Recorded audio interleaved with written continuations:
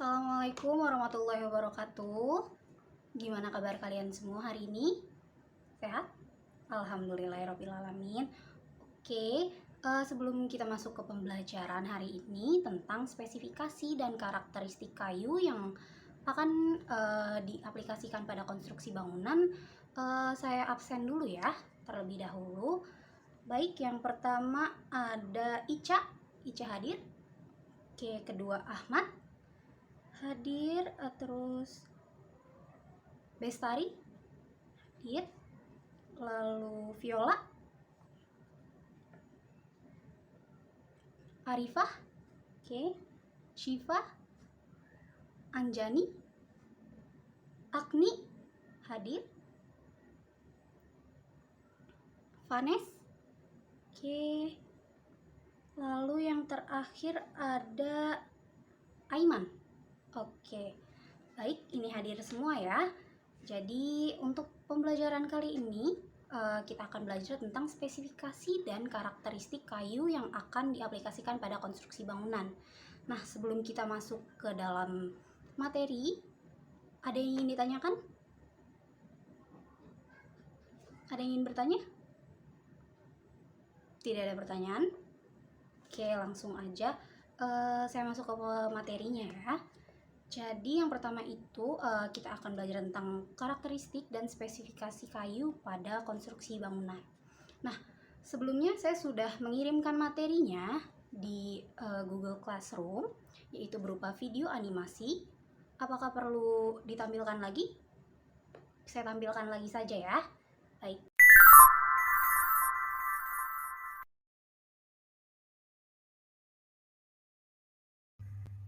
Halo. Selamat datang di video pembelajaran konstruksi bangunan. Pada video kali ini, kita akan membahas tentang spesifikasi dan karakteristik serta sifat kayu yang dapat digunakan pada konstruksi bangunan.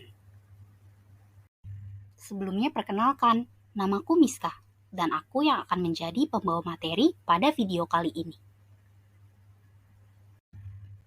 Sebelum kita masuk ke pembahasan utama, kalian tahu nggak sih sebenarnya ada berapa jenis-jenis kayu yang dapat digunakan pada konstruksi bangunan?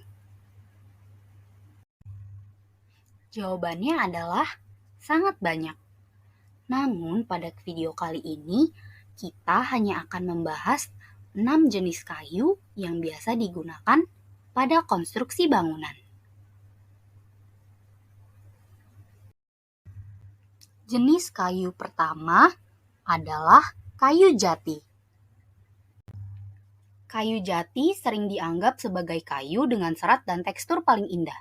Karakteristiknya yang stabil, kuat, dan tahan lama membuat kayu ini menjadi pilihan utama sebagai material bahan bangunan.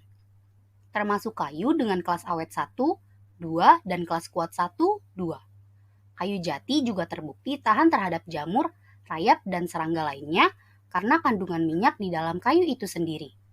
Pohon jati bukanlah jenis pohon yang berada di hutan hujan tropis. Sebaliknya, hutan jati tumbuh dengan baik di daerah kering dan berkapur di Indonesia, terutama di Pulau Jawa. Harga kayu jati banyak dipengaruhi dari asal, ukuran, dan kriteria batasan kualitas kayu yang ditoleransi. Penentuan kualitas kayu jati yang diinginkan seharusnya mempertimbangkan tipe aplikasi finishing yang dipilih. Kayu merbau. Kayu merbau termasuk salah satu jenis kayu yang cukup keras dan stabil sebagai alternatif pembanding dengan kayu jati.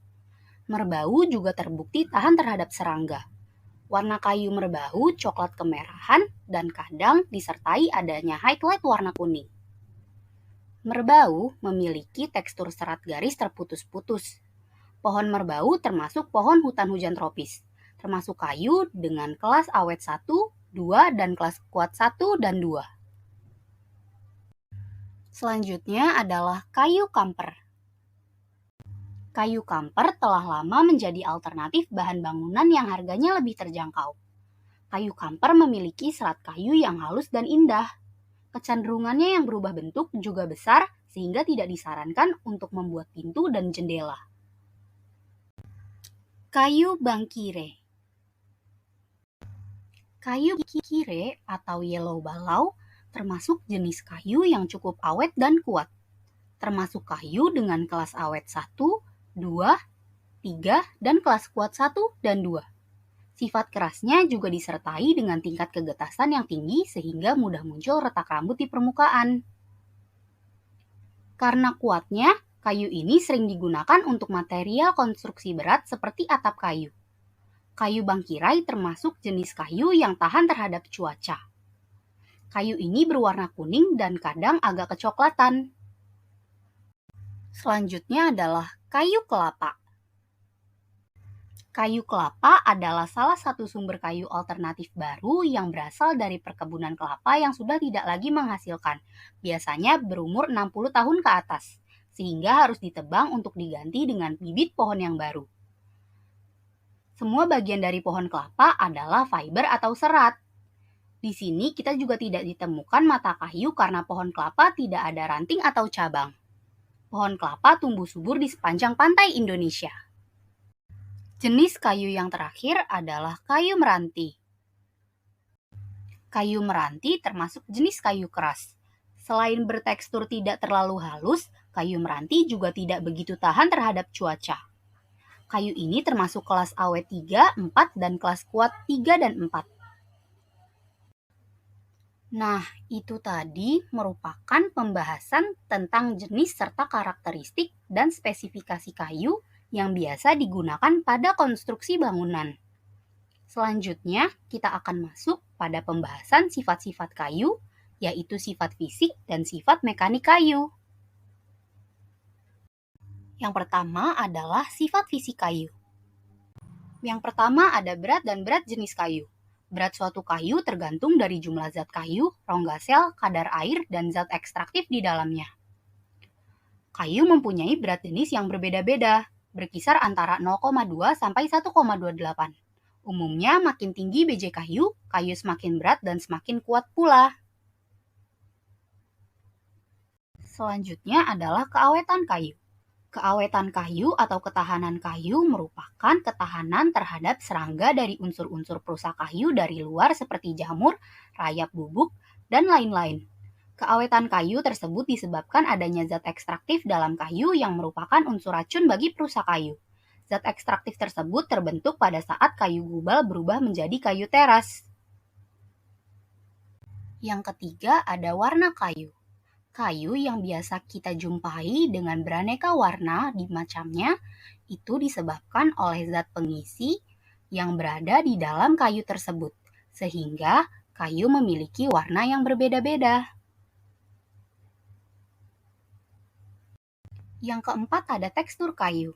Berdasarkan teksturnya, kayu digolongkan ke dalam kayu bertekstur halus seperti giam dan kulim. Lalu kayu bertekstur sedang seperti jati dan sono keling. Dan yang terakhir adalah kayu bertekstur kasar seperti kayu kempas dan kayu meranti. Yang kelima adalah arah serat kayu. Arah serat dapat dibedakan menjadi yang pertama serat lurus, lalu yang kedua serat berpadu, yang ketiga serat berombak, yang keempat serat terpilin, dan yang terakhir adalah serat diagonal atau yang bisa kita sebut dengan serat miring. Pembahasan yang terakhir adalah sifat mekanik kayu. Keteguhan tarik. Keteguhan tarik adalah kekuatan kayu untuk menahan gaya-gaya yang berusaha menarik kayu. Terdapat dua macam keteguhan tarik, yaitu keteguhan tarik sejajar arah serat dan keteguhan tarik tegak lurus arah serat. Kekuatan tarik terbesar pada kayu ialah keteguhan tarik sejajar dengan arah serat. Keteguhan tekan atau kompresi adalah kekuatan kayu untuk menahan muatan atau beban. Terdapat dua macam keteguhan tekan, yaitu keteguhan tekan sejajar arah serat dan keteguhan tekan tegak lurus arah serat. Pada semua kayu, keteguhan tegak lurus serat lebih kecil daripada keteguhan kompresi sejajar dengan arah serat.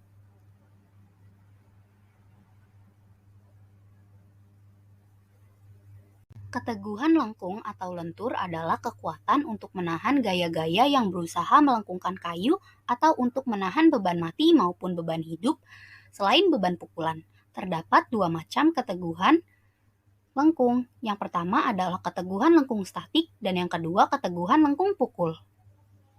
Keteguhan geser adalah kemampuan kayu untuk menahan gaya-gaya yang membuat suatu bagian kayu tersebut turut bergeser dari bagian lain di dekatnya. Terdapat 3 macam keteguhan geser, yaitu keteguhan geser sejajar arah serat, geser tegak lurus arah serat, dan keteguhan geser miring. Yang terakhir adalah kekakuan. Kekakuan adalah kemampuan kayu untuk menahan perubahan bentuk atau lengkungan. Kekakuan tersebut bisa dinyatakan dalam bentuk modulus elastisitas. Sampai jumpa di video selanjutnya. Dah. Oke, baik. Gimana tadi videonya? Sudah ditonton? Sudah disimak? Oke, setelah ini saya akan memberikan sebuah pertanyaan kepada kalian. Oke, di sini saya sudah menampilkan sebuah gambar. Nah, menurut kalian apa yang bisa kalian analisis dari gambar yang sudah saya kasih ini? Iya, ini gambar kayu, betul. Kayunya kenapa? Kecacatan pada kayu, betul. Ada lagi yang mau menambahkan? Keretakan pada kayu, betul. Oke, ada lagi? Oke. Jadi, menurut kalian, ini tadi kan kalian bilang kecacatan pada kayu, keretakan pada kayu. Nah, menurut kalian itu apa yang membuat kayu ini bisa jadi seperti ini? Silahkan, ada yang mau menjawab? Ya, silahkan kalau ada yang mau menjawab. Oke. Oke, bisa. Ada yang lagi yang mau menambahkan?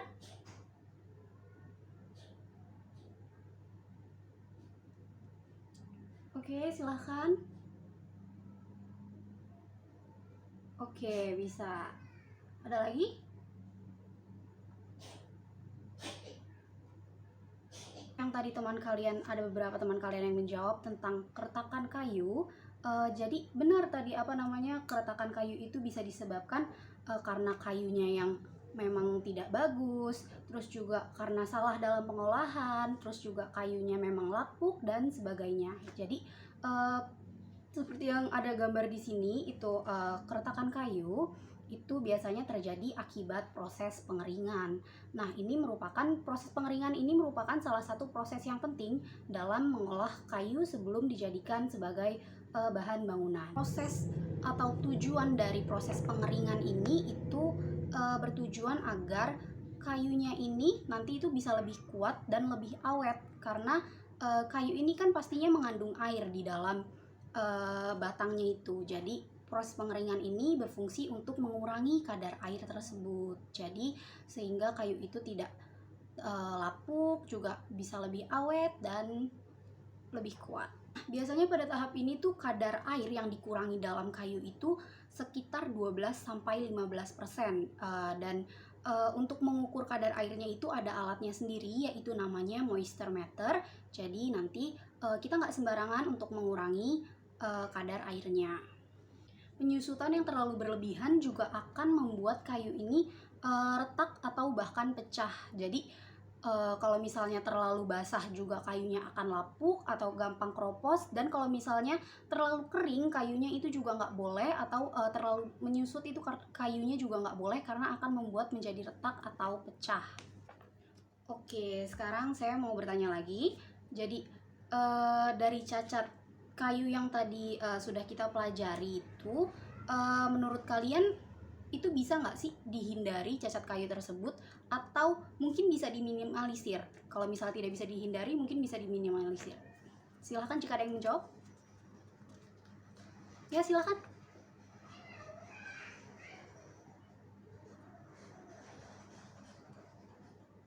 Oke, baik. Ada lagi yang ingin menambahkan? Ya, silakan. Baik, terima kasih bagi yang sudah menjawab. Jadi, cacat kayu seperti yang tadi sudah kita pelajari itu memang sangat sulit untuk dihindari. Namun, hal tersebut masih bisa diminimalisir. Nah, caranya itu dengan melakukan teknik penumpukan. Jadi kayu yang akan dikeringi itu di atasnya itu dikasih pemberat. Jadi fungsinya itu agar kayu tersebut tidak menyusut atau memuai, sehingga bentuknya itu tetap dan tidak mengalami keretakan. Gimana semuanya setelah materi yang hari ini diajarkan, apakah sudah paham? Paham? Oke, baik. Jadi selanjutnya saya akan memberikan tugas. Tugas ini akan kalian kerjakan secara berkelompok. Kelompoknya kalian yang pilih sendiri. Nanti dikoordinasikan aja dengan ketua kelasnya. Lalu akan dikumpulkan di pertemuan kita yang selanjutnya. Nah, jadi untuk tugasnya itu kalian mencari suatu permasalahan. Setiap kelompok itu akan mencari suatu permasalahan yang biasa terjadi pada kayu dalam konstruksi bangunan. Saya kasih contoh. Misalnya, kalian ingin membuat sebuah bangunan, terus contohlah pakai kayu jati. Nah, kalian mau pakai kayu jati karena kayu jati itu dia kuat, terus juga tahan terhadap cuaca dan segala macamnya, tapi kayu jati itu mahal.